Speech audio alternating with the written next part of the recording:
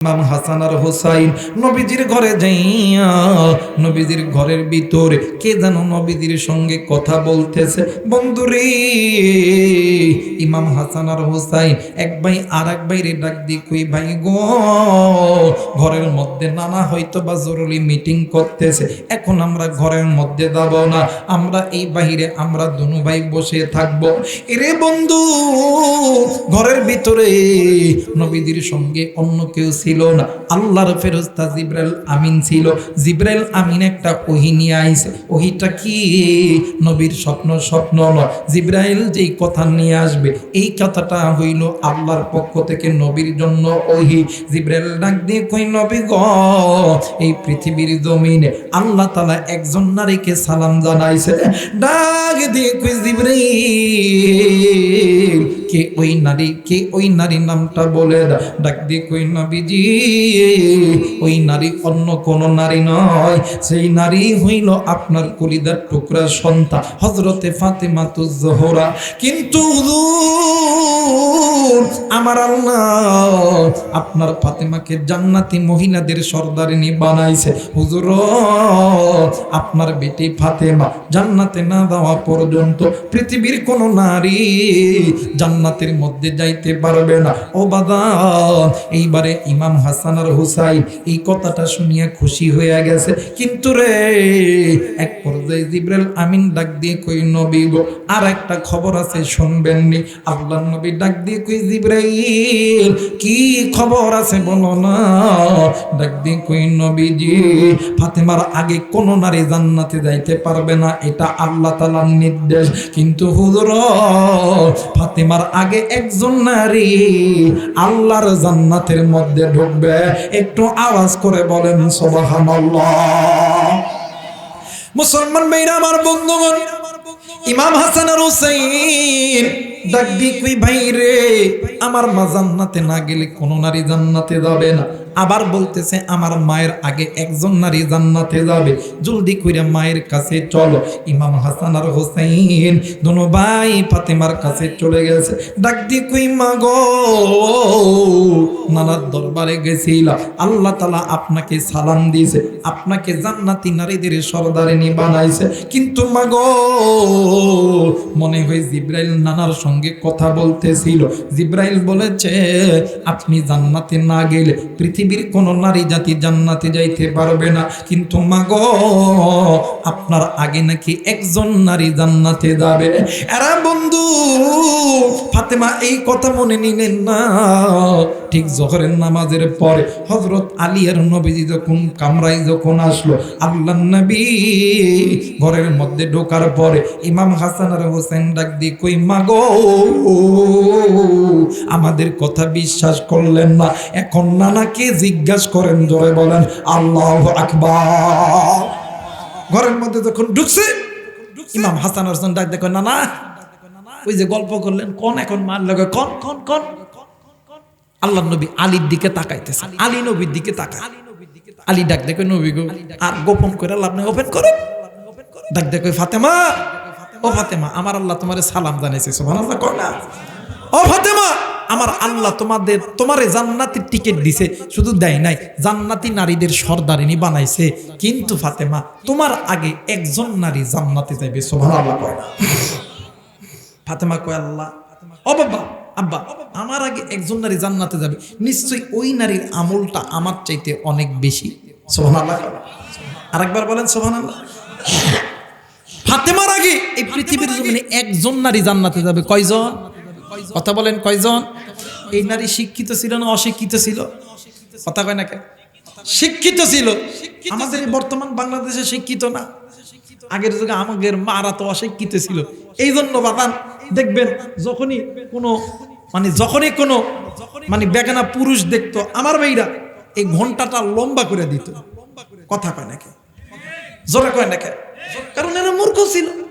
আর এখন দিন যত যায় তত শিক্ষিত আর ডিজিটাল। আগের যুগে মাথায় কাপড় ছিল, এখন আর মাথাত নাই। কিছুদিন আগে কাপড়টা ছিল এইরকম। কথা কয় না কেন? এখন আর এই কাপড় এইরকম নাই। এখন অনেকে আছে কই, তুই এইরকম করে দিতেছস, আমি এইরকম করে দেব। কথা কয় না কেন? আরেকজন কয়, ওই ডাক্তারের বেটি ওই গলাত কাপড় দিছে, আমি এক সাইড দেব, কথা কয় দেখে। আর একজন গায় ওই শিল্পপতির বেটি, আমি কোটিপতির বেটি, আমি রোনার দিমই না, কথা কয় না কে? এইটা শিক্ষিত সমাজ, কথা বলেন ঠিক কিনা? তাহলে কয়জন নারী ফাতেমার আগে জান্নাতে যাবে? জোরে কয় না কয়জন? মুসলমান ভাইরা আমার, বন্ধুগণ, ফাতেমা ডাক দিয়ে কই, আব্বু। ইমাম হাসান হোসেন বলল, আমার আগে একজন নারী জান্নাতে যাবে। আব্বাগু, ওই নারীটার চেহারা আমি একটা বার দেখব। শুধু তাই নয়, আমি ওই নারীটাকে জিজ্ঞাসা করব, ওই নারী কি এমন আমল করছে যে আমলটা করার কারণে আমার আল্লাহ তারে আমার আগে জান্নাতে ঢুকাইবে। মুসলমান বাবাজি, ইমাম হাসান আর হোসাইন আর ফাতেমাকে লইয়া আল্লাহর নবী ঘর থেকে বাইরে হলেন। বাদান্নে আমার কিতাব প্রমাণ করে কয়েক কিলোমিটার হাঁটার পরে দুইটা পাহাড়ের মাঝখানে দাঁড়ায়া আল্লাহর নবী ডাক দিয়ে কই, ফাতেমা রে, ওই যে দেখো না দুই পাহাড়ের মাঝখানে একটা ঘর দেখা যায়, এইটা একটা কাঠুরিয়ার বাড়ি। এই কাঠুরিয়ার বাড়ির মধ্যে একটা কন্যা মানে একটা মেয়ে থাকে, ওইটা হইল কাঠুরিয়ার স্ত্রী। ওই কাঠুরিয়ার স্ত্রী তোমার আগে আল্লাহর জান্নাতে যাবে। আরে ফাতেমা, তুমি যদি দেখা করতে চাও আজকে তার সঙ্গে দেখা করো না, কালকে তুমি তার সঙ্গে দেখা করতে যাবা। পরের দিন ফাতেমা চলে গেছে কাঠুরিয়ার বাড়িতে, ঘরের দুয়ারে যায় সালাম দিয়েছে, আসসালামু আলাইকুম ওয়া রাহমাতুল্লাহ। ঘরের মধ্যে থেকে সালামের জবাব দিয়েছে। দেওয়ার পরে ডাক দিয়ে কই, কে আপনি আমার বাড়িতে কেন আইছে? ডাক দিয়ে কই, আমি নবীজির কন্যা সন্তান, আমার নাম হইল হযরতে ফাতেমা। বন্ধু ঘরের ভিতর থাইকা ডাক দিয়ে কই, ফাতেমা, আমার কত ভাগ্য ভালো, তুমি ফাতেমা জান্নাতি নারী, আমার বাড়ির গেটে দাঁড়ায় আছো। এইবার ফাতেমা ডাক দিয়ে কই, বোন রে, এই ঘরের দরজাটা খোলো, আমি তোমার সঙ্গে একটু দেখা করব, আমি তোমার সঙ্গে একটু কথা বলবো। ডাক দিয়ে কই, ফাতেমা রে, তুমি আমার সঙ্গে দেখা করবা, আমার মনের বড় ইচ্ছা, আমিও তোমার সঙ্গে দেখা করব, কিন্তু রে ফাতেমা, আমার স্বামীর কাছ থেকে আমি তোমার সঙ্গে দেখা করার অনুমতি নেই নাই। আরে ফাতেমা, আজকে তুমি এখান থেকে চলে যাও, আমার স্বামী রাত্রিবেলা কাটার পরে যখন বাড়িতে আসবে আমি আমার স্বামীর কাছ থেকে অনুমতি নিব, তুমি আগামীকাল আসবা, আমি তোমার সঙ্গে দেখা করব। ও বাবা, ফাতেমা ডাক দিয়ে কই, আল্লাহ, আজকে তাহলে দেখা করতে পারলাম না। ফাতেমাও চলে গেল, মন খারাপ করলেন না। ও বাজার, এইবারে স্বামী কাঠুরিয়া সন্ধ্যার বেলা যখন বাড়িতে আসে, রাত্রিবেলা যখন সনর কক্ষে গেছে, ডাক দিয়ে কই, স্বামী গো, আজকে আমার বাড়ির দরবারে এমন একজন নারী আইছে, কিন্তু আমার পোড়া কপাল, আমি ওই নারীর সঙ্গে দেখা করতে পারি না। স্বামী ডাক দিয়ে কই, বিবিরে, কে আইছিল আমার ঘরের দরবারে? ডাক দিয়ে কই, স্বামী গো, এমন একজন নারী, যেই নারীর বাবা জান্নাতি, স্বামী জান্নাতি, যেই নারীর দুইটা সন্তান জান্নাতি, যেই নারী নিজেও জান্নাতি, যেই নারীর মা জান্নাতি। ডাক দিয়ে কই, ফাতেমা আইসনি? মানে ফাতেমা আইছে? জি জি জি, ফাতেমা আমার বাড়িতে আইছে। ডাক দিয়ে কই, বিবি রে, আমি স্বামী তোমারে অনুমতি দিলাম, তুমি ফাতেমার সঙ্গে দেখা করবা, তুমি ফাতেমার সঙ্গে কথা বলবা। জোরে বলেন আল্লাহু আকবার। মুসলমান ভাইরা আমার, পরের দিন ফাতেমা একাই আসে নাই, ফাতেমার সঙ্গে ইমাম হোসেনকে, ইমাম হাসান আর হোসেনকে সঙ্গে নিয়ে আইছে। এইবারে আইসা সালাম দিছে, ঘরের মধ্যে তাইকা জানামের জবাব নিয়েছে। বিন্দু এইবারে কাঠুরিয়ার স্ত্রী ডাক দিয়ে কই, ফাতেমা, আমি আমার স্বামীর কাছ থেকে অনুমতি নিয়েছি তোমার সঙ্গে কথা বলার জন্য, সাক্ষাৎ করার জন্য, কিন্তু রে ফাতেমা, তোমার দুইটি সন্তান, যান, ইমাম হাসান আর হোসেনের সঙ্গে দেখা করা যাবে না। ফাতেমা ডাক দিয়ে কই বল কেন দেখা করা যাবে না? এরা তো ছোট্ট বাচ্চা, এদের বয়স তো 3 বছর, এরা তো দুনিয়ার কিছু বোঝে না। কাটুরিয়ার বিবি ঘরের ভিতর থেকে ডাং দিয়ে কই ফাতেমা রে, মাসালা দেওয়ার এখতিয়ার তোমার না, মাসালা দেওয়ার এখতিয়ার হইল তোমার স্বামী হযরত আলী। এরে ফাতেমা, তুমি হয়তো বা জানো না 2 বছরের বাচ্চা যা দেখে তার কিন্তু কোনো কিছু মনে থাকে না, কিন্তু একটা বাচ্চার বয়স যখন 3 বছর হয় ওই বাচ্চা যা দেখে তাই মনে রাখতে পারে। জোরে বলে না আল্লাহু আকবার। ডাক দেখো ফাতেমা, ফাতেমা, মাসালা দেওয়ার ক্ষমতা তোমার নয়, আলীর কল। আর আমাদের সমাজে কিছু কিছু হুজুর আছে মিশায় একটা ফর্দি দেয়, কোন তো দেখি ভাই এই বয়ফ্রেন্ড গার্লফ্রেন্ড এটা কি হালাল হারাম? কথা বলে কে? মাসালা দিতেও যোগ্যতা লাগে, আলেম হইতে হয়। কথা বলেন ঠিক কিনা? আমার বাংলাদেশে যাই তাই মাসলা দেয় দেখে সব জায়গায় খালি দ্বন্দ্ব আর দ্বন্দ্ব। কথা বলে কে? মাসলা যদি যোগ্য আলেমের কাছ থেকে নিতেন, মাসলা যদি মুফতি সাহেবের কাছ থেকে নিতেন, তাইলে আর সমাজে ফিতনা হইতো। অনেকে জানে এই রাইহান হুজুর ওয়াজ পারে রে, বাপ রে বাপ অনেক বড় আলেম, দেই একটা মাসলা সমাধান দিবে। কিন্তু মাসলা দেওয়ার যোগ্যতা এক শ্রেণীর লোক রাখে, যারা হচ্ছে মুফতি সাহেব। কথা বলে কে? মাসলা যদি আপনার নামার যদি ইচ্ছা থাকে, আপনি মুফতি সাহেবের কাছে যাবেন। আর না স্যার আপনি আমার ঘরে স্লিপ দেন, হুজুর কোন তো দেখি স্বামী স্ত্রীর মধ্যে তালাক হয়েছে, এটা কি লাওয়া যাবে? কথা কয় না কে? আর মাসলা যদি জিজ্ঞাসা করতে চান 300 টাকার একটা স্ট্যাম্প নেবেন। কথা কয় না কে? আমার বাড়ির যাবেন, স্ট্যাম্পের উপরে লেখা একদম সিল মোহর দিয়ে দেব যে তালাক হয়ে গেছে, ওই লাওয়া জায়েজ নাই। কথা কয় না কে? কিন্তু আম করে দেশে দেখবেন হিলা বিয়া করায়। কথা কয় না? আজকে তালাক দিয়ে 3 দিন পরে আবার কয় জানাবি তোমাকে যারা বাঁচবে না। এলাকার কিছু মাতা আছে, মুরব্বী আছে, এরা কই হুজুর মিলা দেওয়া জায়েজ আছে, নেকির কাম, নেকির কাম। কথা কয় না কে?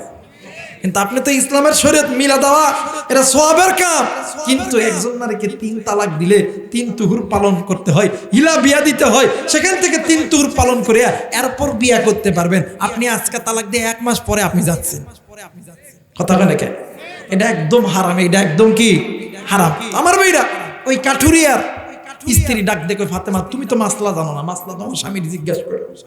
তোমার স্বামী আলেম, তুমি তো আলেম না। আমার ভাইরা, আমার বন্ধুগণ যখন এই কথা কইছে, হাসান ডাক দেখো মা কেন কি হয়েছে? আল্লাহ এক, তোমার আগে জান্নাত দিবে দেখে এত ভাব, হ্যাঁ ডাক দেখে আর দাঁড়া কোনো দাঁড়ান চলবে না। এ কি আমল করছে এটা আমার নানাক তিনি শুনবো, আমার বাপক তিনি শুনবো, এটি আর থাকবো না। সুবহানাল্লাহ কয় না? এই 2 ভাই মিলে চলে গেছে, যা দেখতেছে মসজিদে নববীর এক কন্যারে, নবীও বসে আছে, আলীও বসে আছে। 2 বেটা যাইয়া বাপের গলা চাপটি মেরেছে। ডাক দেখায় আব্বু আর কোনো রক্ষা নাই, আপনার কাছে জানতে চাই, নানার কাছেও জানতে চাই, মায়ের আগে যেই কাঠুরিয়ার বউটা জান্নাতে যাবে, এই কাঠুরিয়ার বউ কি এমন আমল করছে, এটা না বললে আপনাদের দুজনের মধ্যে একজনেরও ছাড় নাই, আপনাদেরকে কারাগারের মধ্যে নেওয়া হলো, আপনাদের জামিন নাই। ইমাম হাসান আর হোসাইন 2 জন গলা ধরছে, হযরত আলী নবীর দিকে তাকায়, নবীও আলীর দিকে তাকায়, তাকায় ডাক দিয়ে কই আলী রে আর জামিন নাই। সুবহানাল্লাহ কয় না? মুসলমান ভাইরা, আমার বন্ধুগণ, আল্লাহর নবী ডাক দিয়ে কই আলী আজকে আর লিপাত নাই, জলদি করে বলো ওই কাঠুরিয়ার স্ত্রী কি এমন আমল করছে যে আমল করার কারণে আমার আল্লাহ ওই কাঠুরিয়ার স্ত্রীকে জান্নাতের মধ্যে ঢুকায়া দিবে। ও বাজান, আমি এই কথা অবশ্যই বলবো, কিন্তু কেন বাজানে আমার কাঠুরিয়ার স্ত্রীকে আল্লাহর নবীর বেটি ফাতেমার আগে জান্নাতে দিবে? এরা বন্ধু, একদিন হযরত আলী রাদিয়াল্লাহু তাআলা আনহুর ঘরের মধ্যে কোনো খাবার নাই। বাবাজি, হযরত আলীর ঘরের মধ্যে এমন কোনো খাবার নাই যেই খাবার আলী নিজে খাবে, আলীর 2টা সন্তানকে খাওয়াইবে। ফাতেমার আলী স্বামী আর স্ত্রী দুজন বাজান্নে আমার জোহরের নামাজ পড়ার পরে 2 রাকাত সালাতুল হাজতের নামাজ পড়ি আল্লাহরে ডাক দিয়ে কই আল্লাহ ওগো মালিক আমরা তো ইবাদত করি আপনার সাহায্য চাই আপনার কাছে রে আল্লাহ ওগো আল্লাহ আজ কয়েকদিন হইল আমার ঘরে কোনো খানা নাই আল্লাহ গো কই থেকে পাবো খানা আল্লাহ গো তোমার ভান্ডারে তো খানার অভাব নাই ও মুসলমান দোয়া শেষ করার পরে হযরত আলী আর ফাতেমা কথা বলতেছিল ইতিমধ্যে হযরত ফাতেমা ডাক দিয়ে কই স্বামী গো ওগো স্বামী আর দেরি কইরো না একটু পরে ইমাম হাসান হোসেন আসবে আয়েশা যখন খানা চাইবে আমরা ইমাম হাসান আর হোসেনকে কই থেকে খানা দিব স্বামী গো সন্তানের কষ্ট পৃথিবীর জমিনে কোনো মা কোনো বাবা সহ্য করতে পারে না এইবারে এই কথা বলিয়া হযরত ফাতেমা নিজের একটা রুমাল অনেক বর্ণনায় আছে একটা চাদর এই চাদরটা হযরত আলীর দিয়ে দিলেন ডাক দিয়ে কই স্বামী গো এই চাদর আপনি বাজারে বিক্রয় করবেন যা টাকা হবে এই টাকার খানা আনবেন আমাদের দুইজনের যদি না হয় এতে আমার কোনো আপত্তি নাই সন্তানের হইলেই ফুরে গেল জোরে বলেন আল্লাহু আকবার মুসলমান ভাইরা আমার বন্ধুগণ হযরত আলী জুব্বার পকেটে এই বাদামনে আমার এই রন্নাটা খানা লইয়া হযরত আলী হাঁটি হাঁটি পাপা করে যায় আর আল্লাহরে ডাক দি কই আল্লাহ নবীর বিটি ফাতেমা জান্নাতি নারী আমার ঘরে খানা নাই এই ফাতেমার রন্না আমি বাজারে বিক্রয় করতে যাইতেছি আল্লাহ ওগো মালিক এই রন্না যদি বাজারে বিক্রয় করতে নিয়ে দেয় কত মানুষ ফাতেমার রন্নাতে হাত দিবে এই হাত দেওয়ার কারণে আমার ফাতেমা পর্দার খেলাপ হয়ে যাবে কত মানুষ এই বাজারে আমার রন্নাটা নাকে ধরবে আমার ফাতেমার গায়ের ঘেন্টা নেওয়ার কারণে আমার ফাতেমার মানে পর্দার খেলাপ হয়ে যাবে আল্লাহ আমি বাজারে যাব ঠিকই কিন্তু আমি এই রন্নাটা বাহির করব না মুসলমান বন্ধুরে হযরত আলী বাজারে গেছে বাজারে যাইয়া হযরত আলী দাঁড়ায় আছে কেউ কোনো দিকে কথা বলে না হঠাৎ করে একজন ব্যক্তি গ্রাম্য ব্যক্তি ডাক দিয়ে কই আলী রে তোমার কাছে যেই বস্তু দ্বারা মানে তোমার কাছে যেই বস্তু আছে তুমি যেই জিনিস বিক্রয় করার জন্য বাজারে আনছ ওই জিনিসটা তুমি আমার এই ব্যাগের মধ্যে দিয়ে দাও হযরত আলী রাদিয়াল্লাহু তাআলা নিজের পকেট থেকে ওই বাদামনে আমার ওই রন্নাটা বাহির করিয়া ওই ব্যক্তির যখন ব্যাগের মধ্যে দিয়েছে আল্লাহর বান্দা ওই ব্যাগটা দেখে নাই কারণ হইল ওই ব্যাগ নিয়ে যেই লোকটা রন্না নিয়ে গেছে ওইটা অন্য কোনো মানুষ নয় ওইটা আল্লাহর ফেরেশতা জিবরাইল আমিন জোরে বলেন আল্লাহু আকবার মুসলমান ভাইরা আমার বন্ধুগণ অনেক কিতাব প্রমাণ করে হযরত আলী যখন এই রন্নাটা বাজারে লইতে আইছে বাজারে বিক্রয় করার জন্য আইছে আমার আল্লাহ ডাক দিয়ে কই ফেরেশতারা রে যে ফাতেমা জান্নাতে যাবে জান্নাতি নারীর পোশাক কেন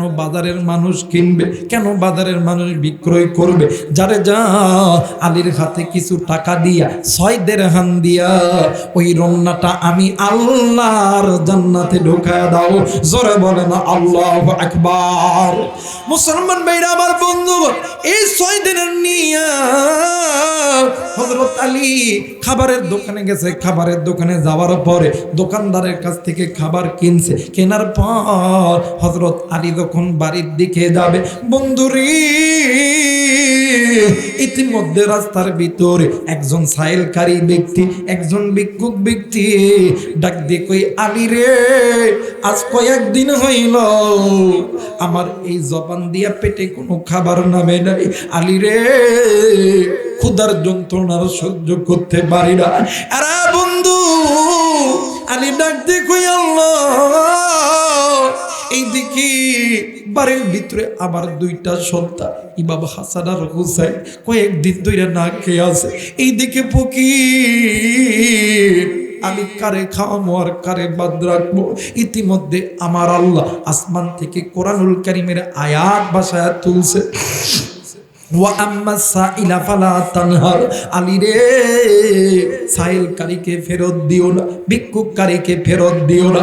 হযরত আলী রাদিয়াল্লাহু তাআলা বাদান রে আমার ওই খানাটা ভিক্ষুককে দিয়া ডাক দিয়ে কই, আল্লাহ আমার নবী বলেছেন যে ইমানদার আল্লাহ রাস্তায় 6 টাকা দান করবে, আপনি নাকি তার জন্য 70 মানে 60 টাকার বরাদ্দ করেন। একটু আওয়াজ করে বলেন আল্লাহু আকবার, আরেকবার বলেন আল্লাহু আকবার।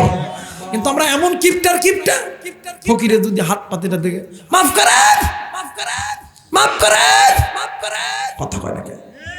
কিন্তু ভাইরে, একটা ফকির যখন কোন মানুষের ঘরের দরজায় এসে দাঁড়ায়, ওই ফকির দাঁড়ানোর সঙ্গে সঙ্গে যতক্ষণ না পর্যন্ত ওই ফকিরকে বিদায় না করতে পারবে, ততক্ষণ পর্যন্ত আপনার আমার মা বাবা ভাই বোন আত্মীয় স্বজনদের কবরে ভূমিকম্প তৈরি হয়ে যায়।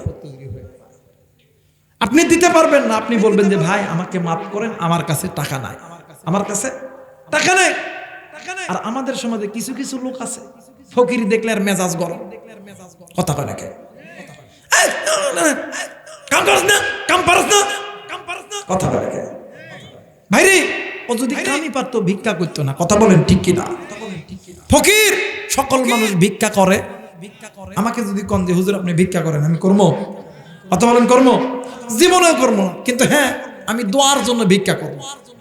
আমি বাজারত যাই এমন করে কম না, অন্ধে তুমি দেখা মান করবে দান আমার আল্লাহ নবীর নাম, কথা কয় না। ল্যাংরা লোলা দেখা বাদান দেবা করবে দান আমার আল্লাহ নবীর নাম। আমি এই ভিক্ষা পারবো না, কিন্তু আমি আপনাদের কাছে 2 হাত পেতে দোয়ার জন্য ভিক্ষা চাইবো, কথা বলেন ঠিক কিনা? আমার মেয়েরা যে কথা বলতেছিলাম, আমাদের সমাজে এমনও লোক আছে ফকিরকে ভিক্ষা দেয় না, মসজিদও তো টাকা দেয় না, কথা কয় না। আজকে জুম্মার দিন গেল না ভাই, দেখবেন জুম্মার দিন যখন বাক্সগুলো ছাড়া হয়, বাপ রে বাপ, একজন যদিও 5 টাকা নেয়, এনা উপর থেকে ছাড়া দেয় যাতে করে টন করে না শব্দ বেশি হয়, কথা কয় না। আর যদি কেউ যদি কাগজের টাকা নিয়ে যায়, দেখবেন ওই 1 টাকার মধ্যে 4টা 5টা জোড়া, কয়টা জোড়া? 4টা 5টা জোড়া। আবার অনেকে আছে এই দান বাক্স দেখলে কত টাকা তুলতে হয়, এই টাকা কোথায় যায়, কথা বলে কেন? ওই আবার দান বাক্স নিয়ে এমন করে জোরে করে ঠেলা, দেখি ভাই জোরে করে ঠেলা দেয়, কথা কয় না কেন? যখন কেউ যদি মসজিদের দান বাক্স জোরে করে ঠেলা দেয়, এই দান বাক্সটা এখান থেকে যত দূর পর্যন্ত যাবে, মনে করলেন এইটা দান বাক্স সরাইলেন না, আল্লাহর জান্নাতটাকে আপনার চোখের সামনে থেকে সরাইয়া দিলেন, কথা কয় না কেন? ফকির এবং মসজিদ মাদ্রাসার যখন দান বাক্স পাওয়া যায়, এই দান বাক্সর যদি কেউ এমন করে ঠেলা দেয়, ওই আল্লাহর বান্দা এবং বান্দি ওই দান বাক্স ঠেলায় দিল না, ও আল্লাহর জান্নাতটাকে নিজের নসিব থেকে ঠেলায় দিল। হযরত আলী ডাক দিয়ে কয়, আল্লাহ আমার নবী বলছে 60 টাকা দান করলে, আল্লাহ গো তোমার রাস্তায় 60 টাকা দান করলে, আল্লাহ 6 টাকা দান করলে 60 টাকা পাওয়া যায়, আল্লাহ আমি আর আজকে বাড়ি যাবই না, জোরে কোন আল্লাহু আকবার।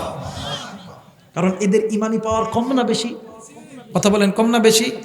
কারণ এরা ইবাদত করছে কার? যারা বলেন কার?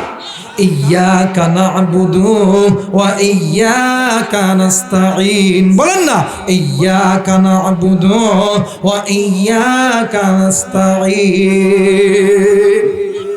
এরা ইবাদত করে আল্লাহর সাহায্য চায় আল্লাহ। যারা ইবাদত করে আল্লাহকে খুশি করবে, আল্লাহ কোনোদিন তাদেরকে খালি হাতে ফেরত দিবে? ভাইরে, আমি আবু রাইহানের কথাই কই। একদিন একটা ফোন কেনার টাকা ছিল না,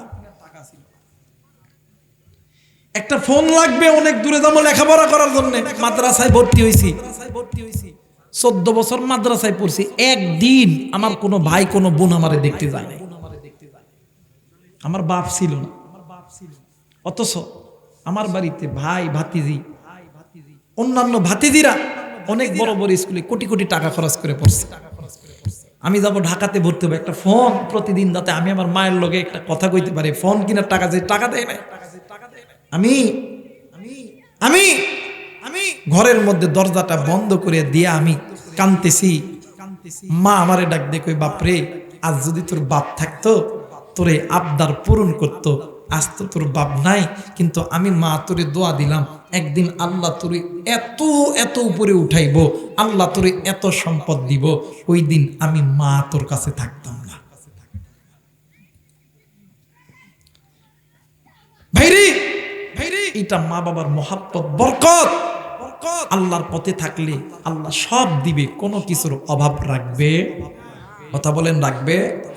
মুসলমান ভাইরা আমার, বন্ধুগণ, হযরত আলী রাদিয়াল্লাহু তাআলা আনহু ওই জায়গায় দাঁড়ায়া হযরত আলী আল্লাহর নামের জিকির করে। ও বাগান, হঠাৎ করে একজন কৃষক একটা উট নিয়ে এসে ডাক দিয়ে কই, আলী রে, এ আলী, আমি এই উটটা অনেকক্ষণ ধরে চেষ্টা করতেছি বিক্রয় করব, কিন্তু বিক্রয় করতে পারতেছি না, আমি একটু বাড়িতে যাব, আমার একটু কাজ আছে। আলী রে, এই উটটা আমি তোমার কাছে দিয়ে দিলাম, এই উটের দাম, এই উটের দাম 200 দিরহাম, কিন্তু তুমি এই উটটা বেচবা, এই উটটা বেচবা তুমি 260 দিরহাম দিয়া, তুমি এই বাকি যেই 60 দিরহাম পাবা, এই যে 60 দিরহাম পাবা, এই দিরহামের মালিক হইলাম তুমি, আর বাকি 200 দিরহামের মালিক হইলাম আমি। ভাইজান, হযরত আলী ওই উটটা নিয়ে বাজারে যাওয়ার সঙ্গে সঙ্গে বাজারের যত মানুষ ছিল রে,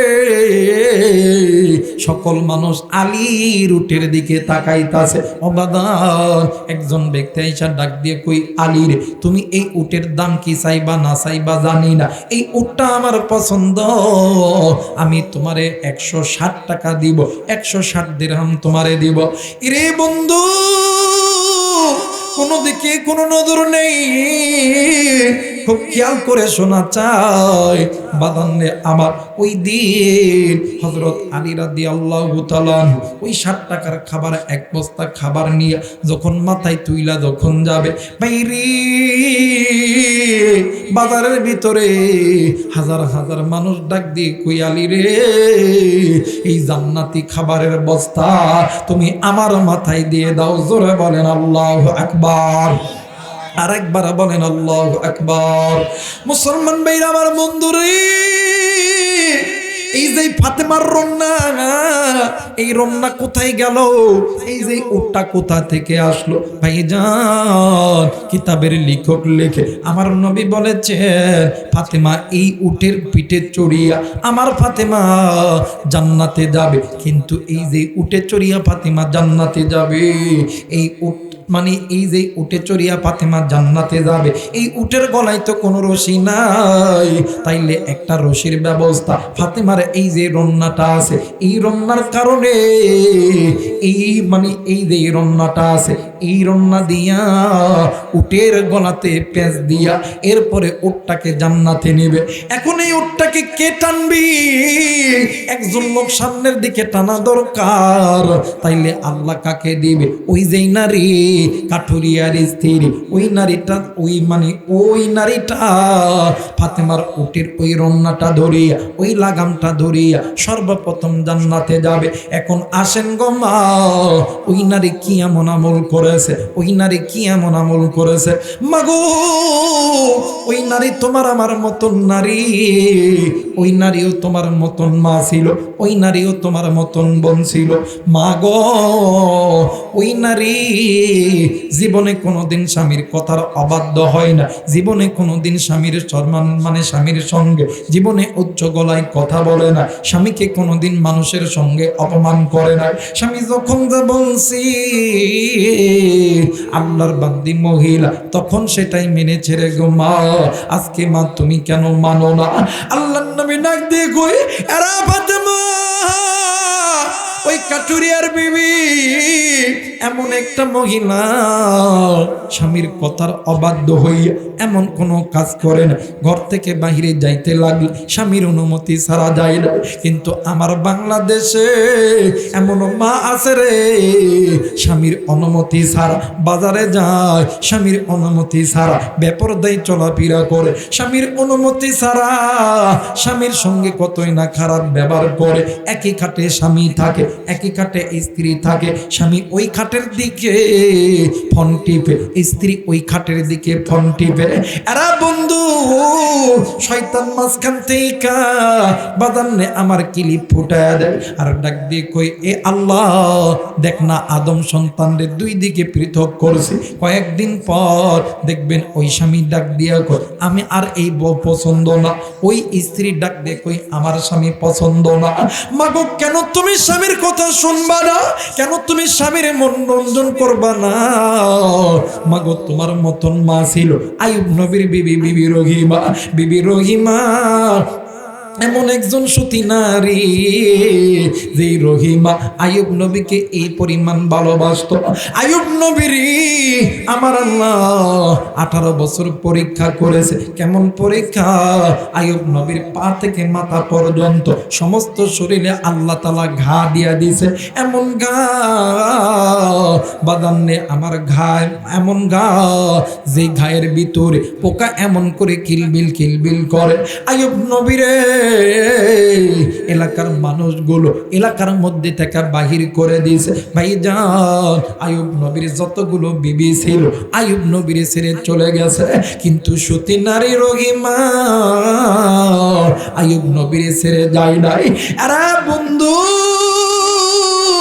সতী নারী রহিমা এমন স্বামী ভক্ত ছিল গো বাদান্নে আমার আইয়ুব নবী যখনই বসতেন বন্ধ, যখন বসা থেকে দাঁড়াইতে যাইতে আইয়ুব নবীর হাতের তালুতে ঘা। আইয়ুব নবী শক্ত কিছু দিয়া দাঁড়াইতে পারত না। বিবি রহিমা মাথার চুলটা যখন ছেড়ে দিত আইয়ুব নবী ওই চুলের বিনিটা ধরিয়া আইয়ুব নবী দাঁড়ায়া যাইত। বর্তমান আমাদের সমাজে অনেক মা গো, বিয়ের আগে তুমি যে চুলটাকে কাটিং সাটিং করো, মাগো এই চুলটা তো জান্নাতি কেশ, আল্লাহ তাআলা তোমার স্বামীর মনোরঞ্জন করার জন্য বানাইছে।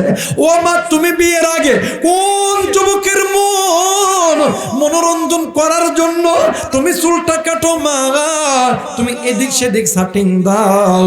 মাগো তুমি শোনে না, যেই নারী বিয়ের আগে স্বামীর হুকুম ছাড়া অন্য আনমানে অন্য পুরুষের মন জোগানোর জন্য চুলের সৌন্দর্য বাড়াইবে, ওই নারীগুলো জাহান্নামী।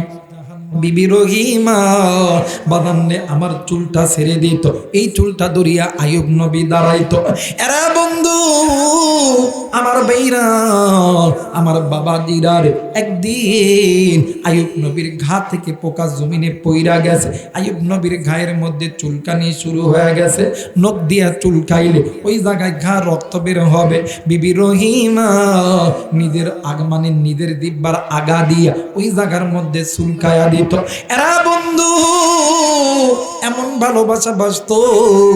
আর আমার বাংলাদেশে এমনও নারী আছে স্বামী বিয়া করে রেখা বিদেশ গেছে, মা তুমি অন্য মা তুমি অন্য পুরুষের সঙ্গে কেন তুমি চলে যাও?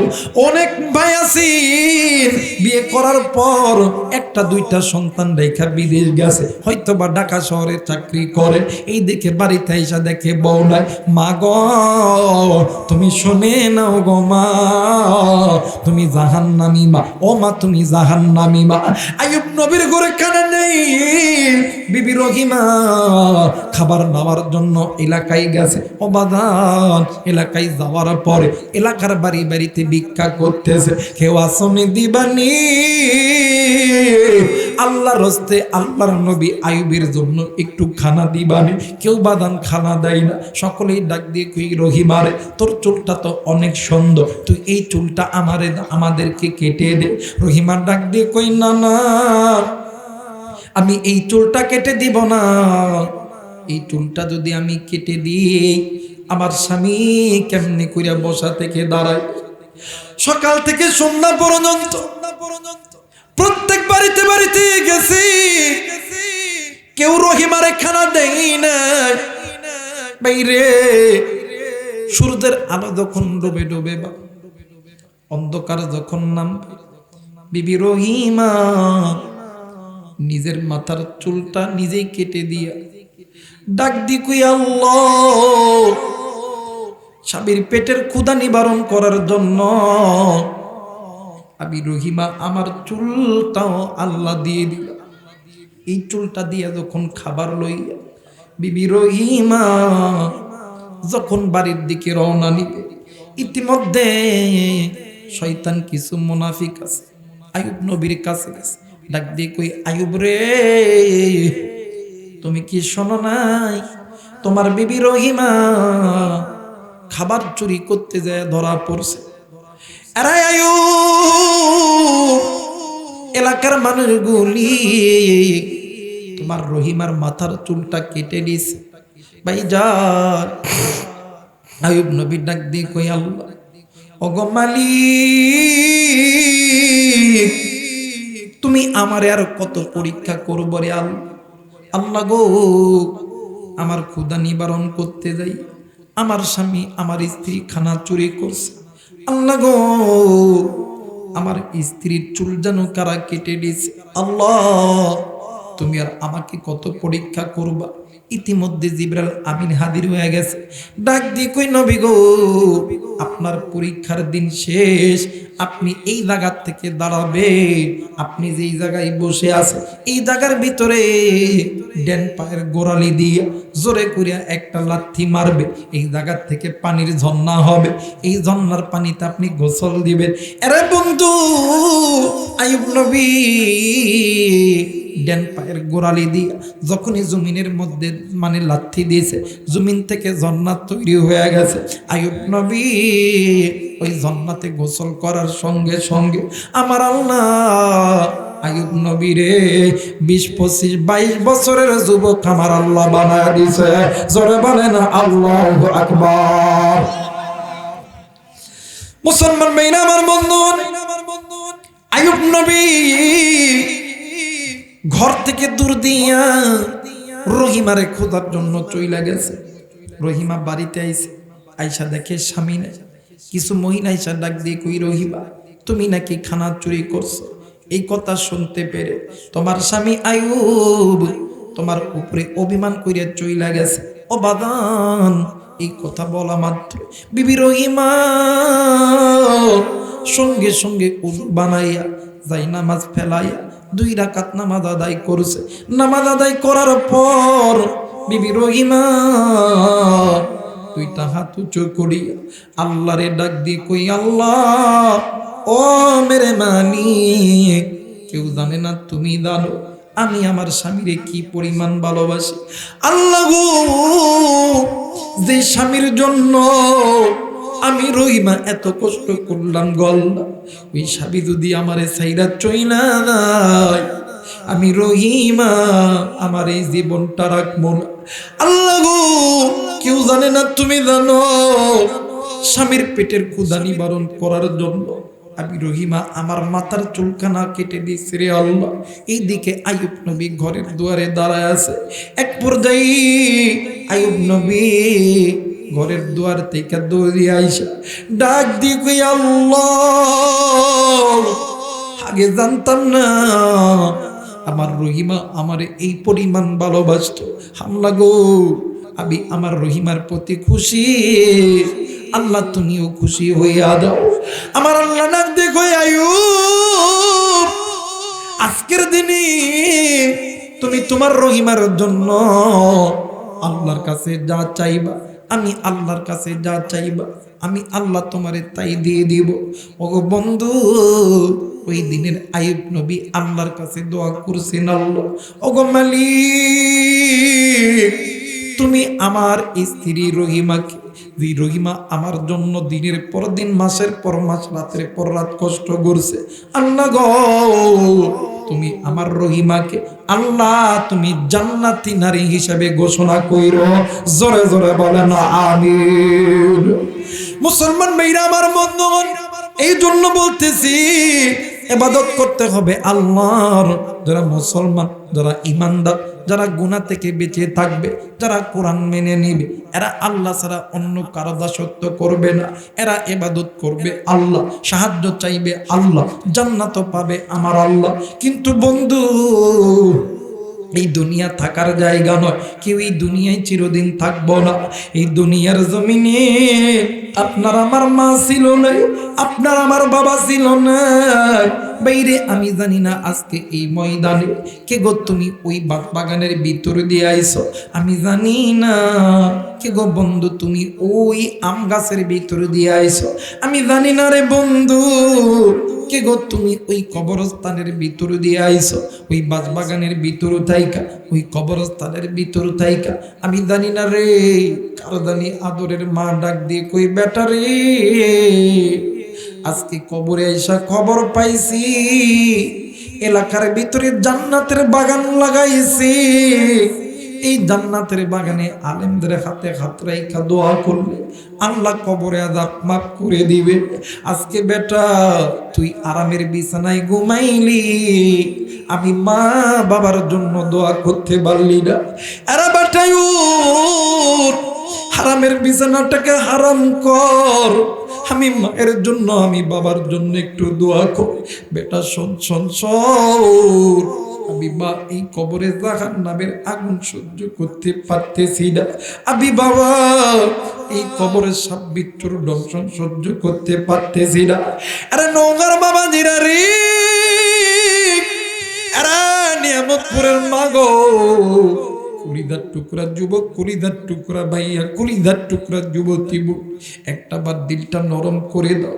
একদিন তুমি আর আমি ছোট্ট ছিলাম, তোমার আমার মা তোমারে আমারে কোলে লইয়া ওই মা ফজরের নামাজ পড়বে, তুমি আমি এমন জোরে কান্না শুরু করছি।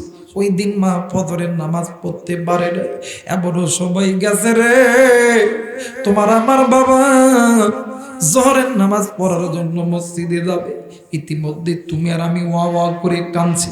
ওই দিন মা, ওই দিন বাবা জোহর পড়ে না।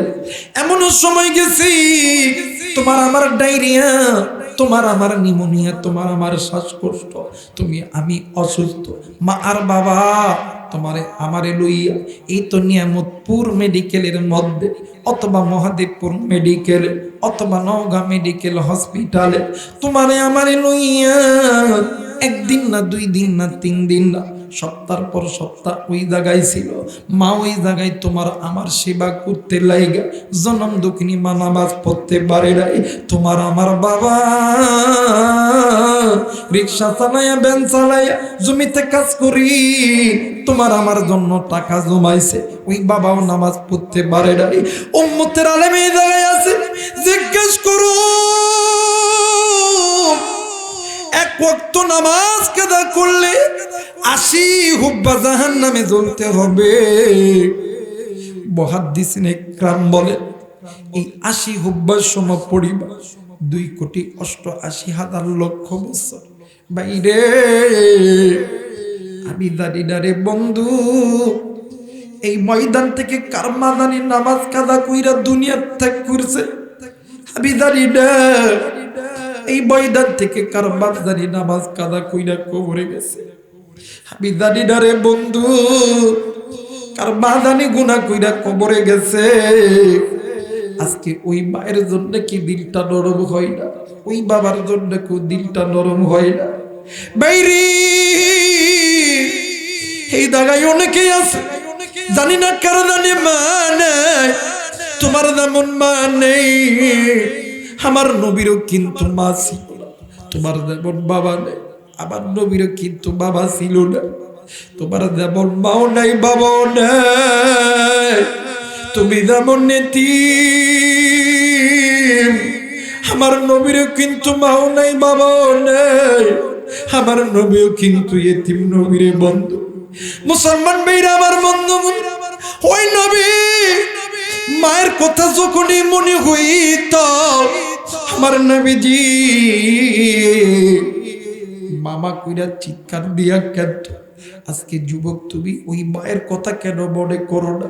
ওই বাবার কথা কেন মনে করো না? ওই মা যেদিন মরিয়া যাইবি রে, ওই বাপ যেদিন মরিয়া যাইবে ওই দিন বুঝবা তুমি কত বড় নিয়ামত হারাইছো। বাইরে এই পৃথিবীর জমিনে বন্ধু বলো, বান্ধবী বলো, স্ত্রী বলো, সন্তান বলো, সবাই তোমারে আমারে ভালোবাসে স্বার্থের লোক। স্বার্থ ছাড়া দুইজন ব্যক্তি ভালোবাসে, একজন হইল মা আর একজন হইল বাবা। বাইরে আমি আমার একটা জীবনের বাস্তব ঘটনা তোমাদেরকে বলে দেয়। এই তো আমার বড় ভাই এই জায়গায় আছেন। আজ থেকে 2 বছর আগে আমি আবুরাইগা সেই ফরিদপুর বোয়ালমারিতে গাড়ি অ্যাক্সিডেন্ট করছিল। ওই দিন আমার আল্লাহ আমারে বাঁচায় দিছে। বন্ধুরে এই খবরটা পুরো বাংলাদেশে ছড়ে যাওয়ার পর হাজারো মানুষ আমার কাছে ফোন দেয়, রাইহান ভাই আপনি ভালো আছেন তো? আপনি তো বেঁচে আছেন। কিন্তু ভাই রে ওই সময় তাইকা বাড়িতে আসা পর্যন্ত ভাই ভাবি বন্ধু বান্ধব একটা বারের জন্য কেউ ফোন দিল না। আরে বন্ধু বাড়িতে এসা একটু বাদান ফ্রেশ হওয়ার পরে একটু ঘুমাইতেছি, কিন্তু বাদান বারবার ঘুম ধরতেছিল না। ঘুম থেকে ওঠার পরে মারে বললাম, মা আমারে ক্ষুধা লাগছে, খানা দে, আমি খাবার খাবো তারপর ঘুমাবো। বন্ধুরে মা প্লেটে করে খাবার নিয়ে আমার ঘরের মধ্যে আসে। কিন্তু বন্ধু ওই অ্যাক্সিডেন্ট যে হয়েছে ওই চিত্র আমার মাথার মধ্যে থেকে যাইতেছে না। খাবার নেই হাতে রে, একবার মুখে দে, 2 বার প্লেটের মধ্যে খালি নাড়া দে।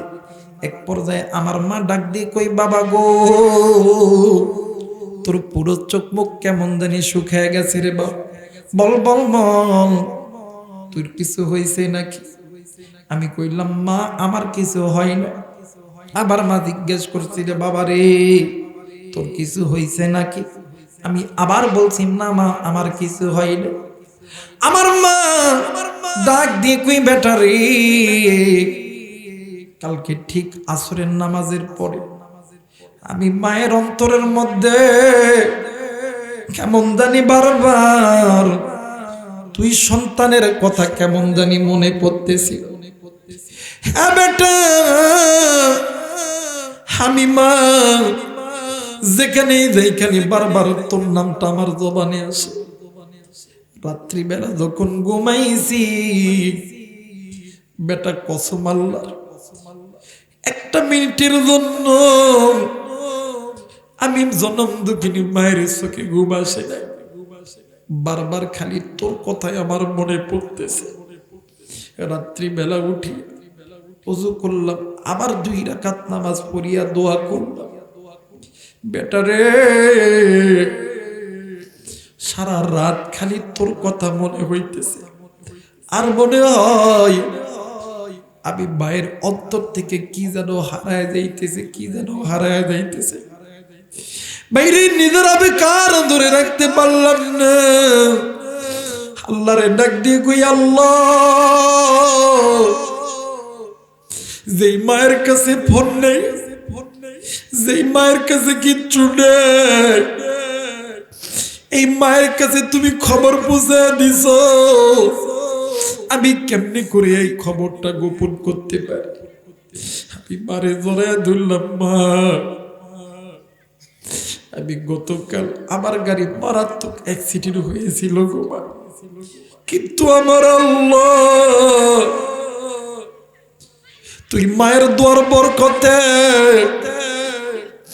তুই মায়ের দোয়ার কারণে আমার আল্লাহ আমার এখনো পর্যন্ত জিন্দা রাখছে। আমার মা আল্লাহর ডাক দিয়ে কই, আল্লাহ তোমার দরবারে লক্ষ কোটি শুকরিয়া রে আল্লাহ, তুমি আমি মায়ের সন্তানকে আল্লাহ তুমি আমি মায়ের কোলে ফেরত দিছো রে আল্লাহ। জানি না রে বন্ধু, জন্ম দোকানে মা দেখার নাই রে, বাপ দেখার নেই রে, কার মা জানি কবরে, নামাজ কাজা কইরা ওই কবরে গেছে। কার বাপ জানি নামাজ কাজা কইরা কবরে গেছে, কার মায়ের কবর জানি জাহান্নামের আগুনে জ্বলে, কার মায়ের কবর জানি জাহান্নামে জ্বলে।